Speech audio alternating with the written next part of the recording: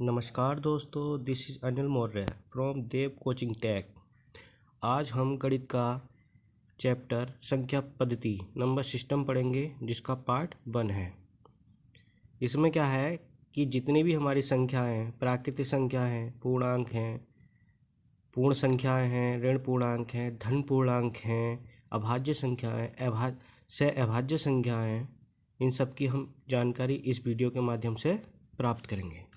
तो सबसे पहले आती है प्राकृतिक संख्याएं। जिन संख्याओं को किसी वस्तु के गिनने के काम में लिया जाता है उन्हें प्राकृतिक संख्याएं कहते हैं। इसे n से प्रदर्शित करते हैं। तो दोस्तों, हम किसी भी चीज़ या किसी वस्तु की जो गिनती करते हैं तो उसकी गिनती करने के लिए हम जिन संख्याओं का प्रयोग करते हैं उन्हें हम प्राकृतिक संख्याएं कहते हैं। तो प्राकृतिक संख्याएं कौन सी होती हैं? 1, 2, 3, 4, 5, 6, 7, 8, 9 ... कहाँ तक? अनंत तक। इसका इन संख्याओं का अंत नहीं होता है। तो देखो, जैसे कि टेबल पर 5 किताबें रखी हैं, तो इसमें 5 क्या है हमारे पास? प्राकृतिक संख्या। तो हम इन 5 किताबों को गिनने के लिए किसका प्रयोग कर रहे हैं? प्राकृतिक संख्या का। इसी प्रकार मेरे पास 10 साइकिल हैं, तो इसमें 10 क्या है? आगे वाली संख्या क्या आएगी? इसमें 10 आएगी। तो 10 भी क्या है? इसमें प्राकृतिक संख्या है। तो हम कह सकते हैं कि जिन संख्याओं को किसी वस्तु के गिनने के काम में लिया जाता है उन्हें हम प्राकृतिक संख्या कहते हैं। इसे n से प्रदर्शित करते हैं। समझ में आ गया होगा। आगे पूर्णांक। ऋण पूर्णांकों, शून्य तथा धन पूर्णांकों का समूह पूर्णांक कहलाता है। इसे i से डिनोट करते हैं। तो इसमें दोस्तों क्या होता है कि इसमें हमारा ऋण पूर्णांक आते हैं, जैसे मैंने यहाँ पे लिख रखा है 0, -1, -2, -3 ... इन्फिनिटी तक। इसी प्रकार 1, 2, 3, 4, 5 ... तो शून्य के दाईं ओर की संख्याएं सब क्या है? धन पूर्णांक हैं। शून्य के बाईं ओर की संख्याएं सब ऋण पूर्णांक हैं। और अब इन सबको हम मिला दें तो इसको हम बोलते हैं पूर्णांक। तो ऋण पूर्णांक, शून्य तथा धन पूर्णांक के समूह को हम कहते हैं पूर्णांक। इसे i से प्रदर्शित करते हैं, क्योंकि हमारे पास जो नंबर लाइन जो होती है वो 0, 1, 2, 3, 4 और आगे इन्फिनिटी तक। इसी प्रकार शून्य के बाईं ओर -1, -2, -3, -4 आगे इन्फिनिटी तक। तो हम कह सकते हैं जो शून्य के दाईं ओर की संख्याएं वो सब क्या होती हैं? धन पूर्णांक होती हैं। संख्या रेखा पर शून्य के बाईं ओर की संख्याएं वो सब ऋण पूर्णांक होती हैं। तो धन पूर्णांक क्या होता है? प्राकृत संख्याएं या प्राकृतिक संख्याएं धन पूर्णांक कहलाती हैं। इन्हें i+ या n से प्रदर्शित करते हैं। तो दोस्तों, क्या कौन कौन सी होती हैं धन पूर्णांक? शून्य के दाईं ओर की संख्या 1, 2, 3, 4, 5, 6 आगे इन्फिनिटी तक। तो 1, 2, 3, 4 आगे इसमें 5 भी आएगी, 6 भी आएगी, आगे इन्फिनिटी तक ये संख्याएं चलेंगी। इसी प्रकार ऋण पूर्णांक है, तो शून्य के संख्या रेखा पर शून्य के बाईं ओर की संख्याएं जो होंगी वो क्या होंगी? ऋण पूर्णांक होंगी। जैसे -1, -2, -3, -4 और -5 ... इन्फिनिटी तक। तो दोस्तों, ये क्या कहलाएंगी? ऋण पूर्णांक। अब हम ऋण पूर्णांक और धन पूर्णांक और शून्य को मिला दें तो हम उसको क्या बोलेंगे? पूर्णांक। पूर्णांक को हम i से डिनोट करते हैं, धन पूर्णांक को i+ से डिनोट करते हैं और ऋण पूर्णांक को i- से डिनोट करते हैं। उम्मीद है यहाँ तक समझ में आ गया होगा। इसके बाद आती है दोस्तों पूर्ण संख्याएं। पूर्ण संख्याएं हम किसे कहते हैं?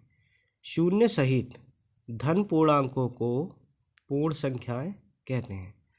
अब हमने देखा कि संख्या रेखा पर शून्य के दाईं ओर की संख्याएं जो प्लस की होती हैं, जिन्हें हम धन पूर्णांक कहते हैं, 1 2 3 4 5 डॉट डॉट डॉट इन्फिनिटी। अगर इसमें मैं 0 सम्मिलित कर दूं तो ये संख्याएं क्या कहलाएंगी? पूर्ण संख्याएं कहलाएंगी। इसके बाद सम संख्याएं, 2 से विभाजित होने वाली संख्याएं सम संख्याएं कहलाती हैं। कहने का मतलब यह है, जो 2 से जितनी भी संख्याएं विभाजित होंगी उनको हम क्या बोलेंगे? सम संख्याएं। जैसे हमारे पास 2 है, 4 है, 6 है, 8 है, डॉट डॉट डॉट। तो ये 2 भी कितने से? 2 से पूरी तरीके से विभाजित है। जैसे 2 से 2 एकन 2, शेषफल 0। इसी हिसाब से 4 है, 2 दूनी 4, शेषफल 0 इसका भी। इसी प्रकार अगर हम 6 को डिवाइड करें 2 से, 2 तिया 6, तो ये संख्याएं सारी की सारी क्या है? 2 से पूरी पूरी विभाजित हो रही हैं। तो इन संख्याओं को हम क्या कह सकते हैं? सम संख्याएं। अब विषम संख्याएं कौन सी होती हैं? जो संख्याएं 2 से विभाजित नहीं हो पाती हैं उन्हें हम विषम संख्याएं कहते हैं। जैसे 1 है, 1 जो है 2 से पूरी तरीके से विभाजित नहीं होगी। 3 है, 3 2 से पूरी तरीके से विभाजित नहीं होगी। 5 है, 5 भी 2 से पूरी तरीके से विभाजित नहीं होगी। जैसे 2 एकन 2, 1 बचा शेष, तो ये पूरी पूरी नहीं कटी। इसी प्रकार 5 है, 2 दूनी 4, 1 शेष, तो ये भी पूरी पूरी नहीं कट रही है। मतलब इसमें जो है हम 2 से भाग कर रहे हैं तो शेष बच रहा है, तो इसलिए हम इनको क्या बोलेंगे? विषम संख्याएं। अब बात आती है भाज्य संख्याएं। वे संख्याएं जो स्वयं तथा एक के अतिरिक्त अन्य किसी संख्या से विभाजित हो जाती हैं उन्हें हम भाज्य संख्याएं कहते हैं। जैसे हमारे पास 4 है, 6 है, 8 है, 9 है, और भी आगे हो सकती हैं। अब हम जैसे हमारे पास 4 है तो 4 से भी डिवाइड हो गया, 4 एकन 4। इसी प्रकार 1 है, 1 चौक 4, 4 1 से भी डिवाइड हो गया। इसी प्रकार 4 2 दूनी 4, 2 से भी डिवाइड हो गया। तो हम कह सकते हैं कि 4 जो है 1 से भी डिवाइड हो रहा है और 4 से भी हो रहा है और 2 से भी।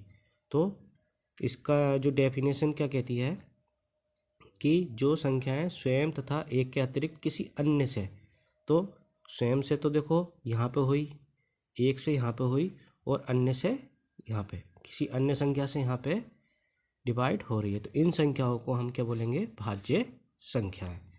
अब अगला आता है अभाज्य संख्याएं। जो संख्याएं स्वयं के अतिरिक्त अन्य किसी संख्या से विभाजित नहीं हो पाती हैं उन्हें हम अभाज्य संख्याएं कहते हैं। जैसे हमारे पास 2 है तो 2 केवल 2 से ही डिवाइड होगा। 2 एकन 2, सॉरी। अब और 1 से भी डिवाइड हो जाएगा, 1 दूनी 2। तो ये जो संख्याएं हैं जो केवल स्वयं से तथा 1 के अतिरिक्त किसी अन्य संख्या से विभाजित नहीं, अब ये 2 किसी और से संख्या से विभाजित नहीं हो रहा, इसलिए हम इनको क्या बोलेंगे? अभाज्य संख्याएं। 3 है, 3 केवल अपने आप से विभाजित होगा और 1 से होगा, इसके अतिरिक्त किसी और से विभाजित नहीं होगा। इसी प्रकार 5 है, 5 केवल 5 से विभाजित होगा, 1 से विभाजित होगा, किसी अन्य संख्या से विभाजित नहीं होगा। इसी प्रकार क्या है अब? सहअभाज्य संख्याएं। तो सहअभाज्य संख्याओं का वह युग्म जिनमें 1 के अतिरिक्त कोई अन्य उभयनिष्ठ गुणनखंड ना हो। तो हमने देखा इसमें कौन कौन से युग्म हैं? 2 5, 3 7, 5 7, 8 11। तो जैसे मैंने पहले ही किए हूँ, क्यों वीडियो ज़्यादा लेंथी ना हो। 2 है, 2 गुणा 1, इसके फैक्टर किए मैंने 2 गुणा 1। 5 के फैक्टर किए 5 गुणा 1। तो इसका जो उभयनिष्ठ गुणनखंड है केवल 1 के अतिरिक्त और कोई नहीं है। इसी प्रकार दूसरा युग्म ले सकते हैं हम 3 और 7 का, 3 गुणा 1 7 गुणा 1। तो इस एक के अतिरिक्त इसमें और कोई अभिनिष्ट गुणनखंड नहीं है, कोई कॉमन, एक के अतिरिक्त कोई कॉमन संख्या नहीं है। तो इन संख्याओं को, इन युग्मों को हम से अभाज्य संख्याएं कहते हैं। समझ में आ गया? संख्याओं का वह समूह जिसमें एक के अतिरिक्त कोई अन्य अभिनिष्ट गुणनखंड ना हो से अभाज्य संख्याएं कहलाता है। आगे परिमेय संख्याएं। परिमेय संख्याएं P/Q के रूप में लिखी जा सकने वाली संख्याएं परिमेय संख्याएं होती हैं जहां P और Q दोनों पूर्णांक हों किंतु Q इक्वल नॉट 0 अर्थात शून्य ना हो। इसका मतलब यह है कि ये वे संख्याएं जिन्हें हम P/Q के रूप में लिख सकते हैं, P/Q के रूप में लिख सकते हैं, तथा P और Q सदैव क्या होने चाहिए? पूर्णांक होने चाहिए, चाहे वो धन भी हो सकते हैं और ऋण भी हो सकते हैं, परंतु शर्त यह है कि Q का मान कभी भी 0 नहीं होगा। अगर Q का मान 0 हुआ तो उसकी जो वैल्यू आएगी इन्फिनिटी आएगी, अपरिभाषित मान प्राप्त होगा। इसलिए हम कह सकते हैं कि वे संख्याएं जिन्हें हम P/Q के रूप में लिख सकते हैं या P/Q के रूप में लिखी जा सकने वाली संख्याएं परिमेय संख्याएं होती हैं जहां P और Q दोनों पूर्णांक होते हैं किंतु Q इक्वल नॉट 0। तो जैसे कौन कौन सी हो सकती हैं? 5 है, 7 है, -2, 22/7 और 7/9। अब 5 है, 5 के नीचे मैं एक तो मान सकता हूँ क्योंकि हर किसी संख्या के बेस में 1 होता है। तो ये P और ये Q, ये भी पूर्णांक है और ये भी पूर्णांक है, इसलिए हम इसको क्या कह सकते हैं? ये परिमेय संख्या है। इसी प्रकार 7 है तो 7 के बेस में हम 1 मान सकते हैं, तो 7 P हो जाएगा और ये Q हो जाएगा। तो 7 भी पूर्णांक है, 1 भी पूर्णांक है। -2 है तो माइनस के 2/1 कर सकते हैं, तो ये P का काम करेगा, ऋण पूर्णांक हो जाएगा, है तो पूर्णांक, और ये Q का काम करेगा। तो इसको भी हम क्या कह सकते हैं? ये भी परिमेय संख्या है। इसी प्रकार 22/7 है, P/Q के रूप में व्यक्त हो रही है, इसको भी हम क्या कहेंगे? परिमेय संख्या है। 7/9 है, ये P और ये Q 0 नहीं है इसके नीचे, तो इसको भी हम क्या बोलेंगे? परिमेय संख्या है। अब आता है अपरिमेय संख्याएं। तो अपरिमेय संख्याएं दोस्तों क्या होती हैं? जिन्हें P/Q के इसके जस्ट अपोजिट अपरिमेय संख्याएं जिन्हें हम P/Q के रूप में ना लिख, जिन्हें P/Q के रूप में ना लिखा जा सके उन्हें अपरिमेय संख्याएं कहते हैं। जैसे कि हमारे पास पाई है, √2 है, √3 है, -√2 है, -√3 है, ये सब क्या होती हैं? अपरिमेय संख्याएं होती हैं। क्योंकि जब अब आप कहेंगे कि पाई का मान तो 22/7 होता है, कितना होता है? 22/7, और पाई जो है 22/7 परिमेय संख्या है, परंतु पाई जो है परिमेय संख्या क्यों नहीं है?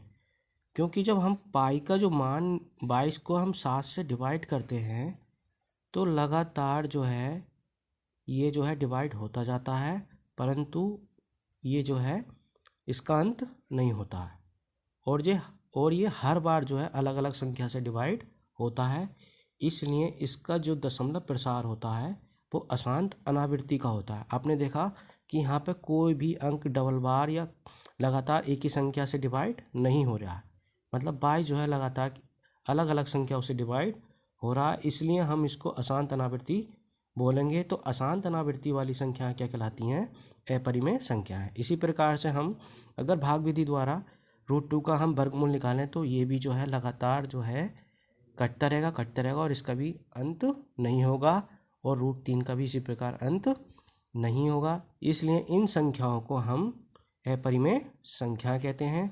तो दोस्तों समझ में आ गया होगा कि जिन्हें P/Q के रूप में व्यक्त ना किया जा सके उन्हें हम अपरिमेय संख्याएं कहते हैं।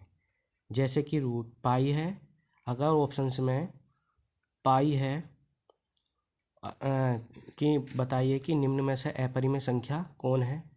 तो पाई है, पाई है, या और संख्या ले सकते हैं हम अपरिमेय संख्या के लिए 2 है, 5/2 है।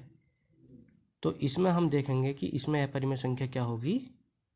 पाई होगी, क्योंकि इसका जो दशमलव प्रसार होता है अशांत अनावृत्ति का होता है, मतलब हर बार जो है अलग अलग डिजिट से ये डिवाइड होगा। तो कैसी लगी आपको ये वीडियो? अगर वीडियो अच्छी लगी हो तो प्लीज़ चैनल को सब्सक्राइब कर देना और लाइक कर देना। जय हिंद दोस्तों।